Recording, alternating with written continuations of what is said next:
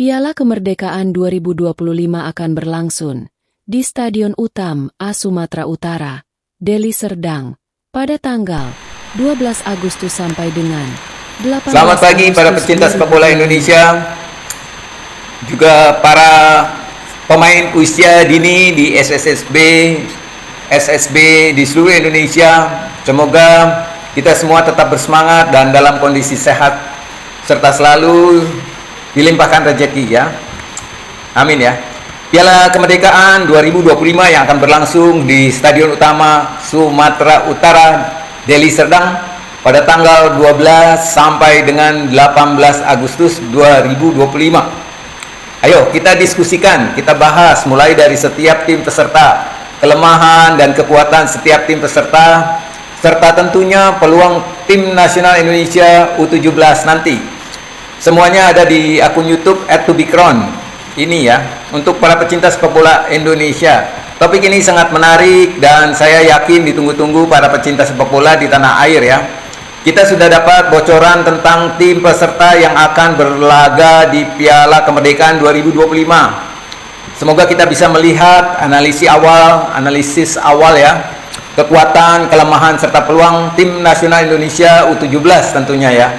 Piala Kemerdekaan Indonesia 2025 akan diselenggarakan pada tanggal 12 sampai dengan 18 Agustus 2025 berlokasi di Stadion Utama Sumatera Utara, Deli Serdang. Ya, tentu ini bertujuan sebagai ajang pemanasan menuju Piala Dunia U17 yang akan berlangsung di Qatar nanti pada tanggal 3 November sampai dengan tanggal 27 November 2025. Saya terbayang ya bagaimana para pecinta sepak bola di Sumatera Utara mendapat kesempatan untuk menyaksikan tim nasional kita di setiap laga nanti ya. Belum lagi bagaimana anak-anak SSB di seluruh Indonesia pasti juga akan menyaksikan hebatnya para pemain tim nasional Indonesia U17 nanti melawan tim-tim yang memiliki kekuatan berkelas dunia ya. Coba sekarang kita lihat profil para peserta ya. Ya, tim peserta dan mungkin kita lihat juga profil yang pertama tentunya Indonesia ya, tuan rumah ya, sebagai yang saat ini berstatus lolos ke Piala Dunia U17 ya. Kalau kita lihat gaya permainan dan kekuatan ya, sebetulnya timnas usia 17 Indonesia ini semangatnya tinggi ya.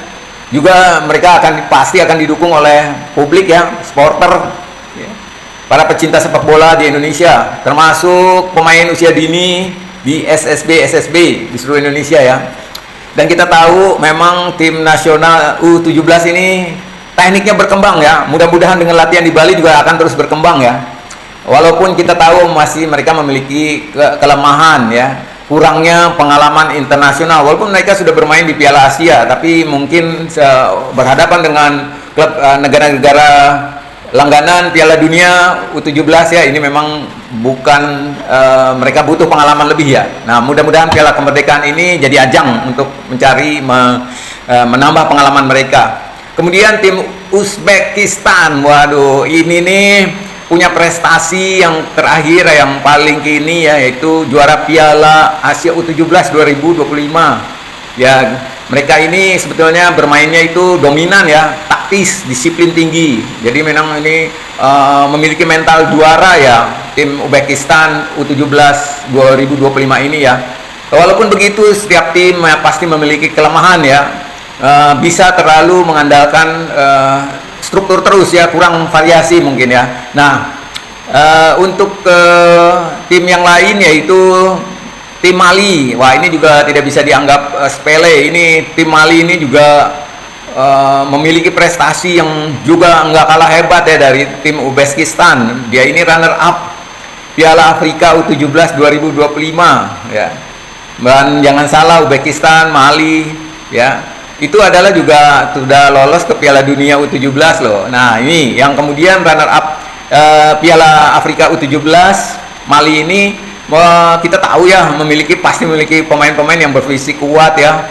Kemudian punya pemain yang bertalenta tinggi ya. Bakat-bakat alam di sana memang luar biasa, apalagi setelah dilatih dan berpengalaman di Piala Afrika U17 2025.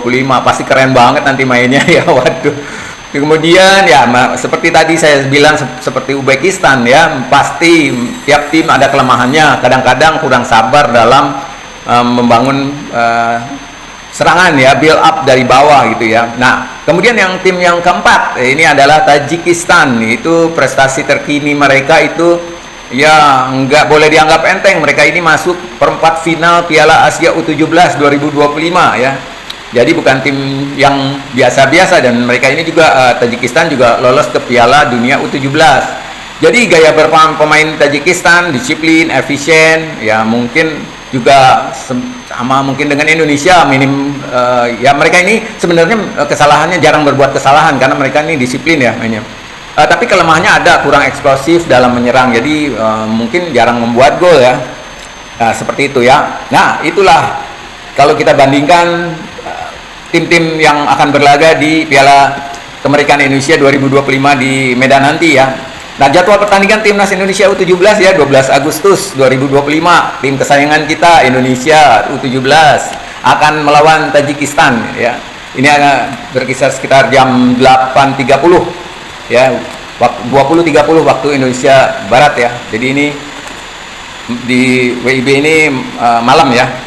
Kemudian tanggal 15 Agustus Indonesia melawan Uzbekistan, itu jam 20.30 WIB. Kemudian 18 Agustus ini adalah pertandingan ketiga untuk tim nasional Indonesia, dan yang terakhir ya, yaitu Indonesia akan melawan Mali pukul 20.30 WIB. Jadi bermainnya tetap ya jam 20.30 ya. Semoga saja ya Indonesia bisa ya meningkatkan dari permainan ya, dan memperoleh hasil yang baik ya. Yang penting ada peningkatan ya dalam permainan nanti. Nah, peluang Timnas Indonesia U17 ya. Yang pertama, kekuatan utama ya. Yang pertama itu dukungan penuh dari publik lokal ya. Ya jelas dari anak-anak Medan ya, pasti mendukung tim nasional Indonesia U17. Kemudian yang kedua adalah pemusatan latihan intensif di Bali ini, di mana pelatih Nova Arianto ya mengadakan pemusatan latihan intensif di Bali ya. Kemudian yang ketiga itu tim nasional Indonesia U17 ini memiliki motivasi tinggi ya menjelang Piala Dunia 2025. Jadi semoga saja motivasi untuk ini mereka benar-benar bisa bermain baik ya, paling tidak itu bisa menunjukkan permainan yang berkembang ya, dari ketika mereka bermain di Piala Asia ada peningkatan ya di situ. Kita berharap dan nanti puncaknya tentunya kita berharap puncaknya itu di Piala Dunia nanti ya, kalau salah di Qatar ya. Ya ini tantangan besar bagi tim nasional Indonesia. Yang pertama itu menghadapi tim-tim dengan pengalaman dan prestasi yang lebih tinggi. Yang kedua memang dalam soal konsistensi dalam 3 laga berat dalam waktu yang singkat ya.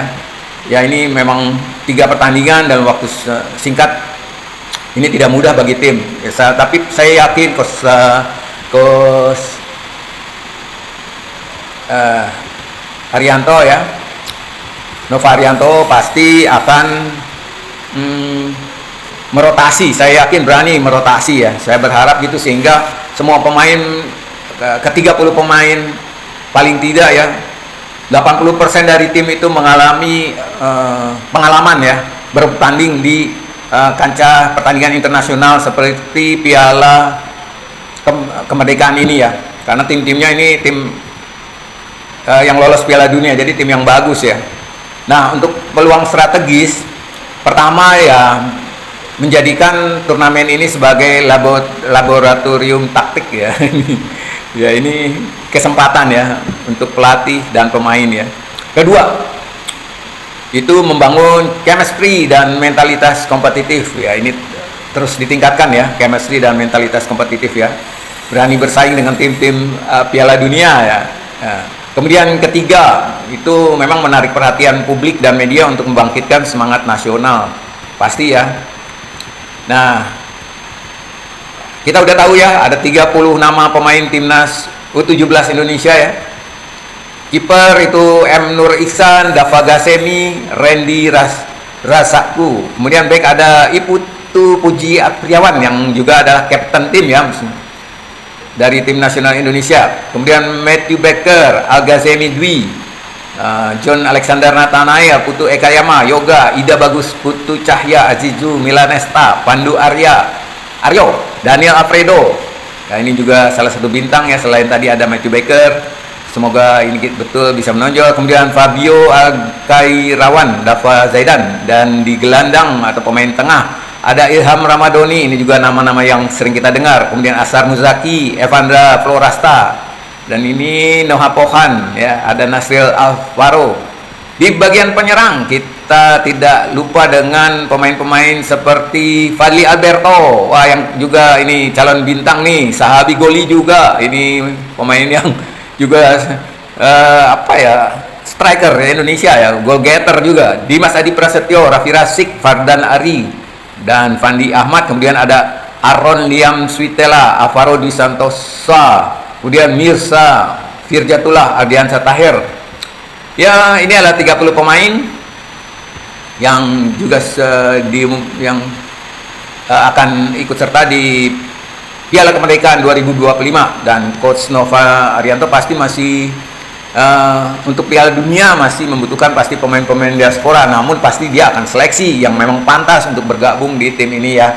Ya, kita harapkan Coach Nova berhasil ya membawa ini Garuda muda, Garuda yang masih remaja ini ya, bisa berhasil baik di Piala Kemerdekaan meningkat, kemudian nanti di Piala Dunia sebagai puncaknya bisa meraih prestasi yang terbaik. Baik para pecinta sepak bola Indonesia dan juga para pemain usia dini di SSB dimanapun kalian berada, sampai di sini dulu dan sampai jumpa di video berikutnya. Tetap dukung para pemain Garuda Muda, karena terbukti Garuda Muda U17 telah menunjukkan bahwa kita punya masa depan ya. Tetap semangat dan salam.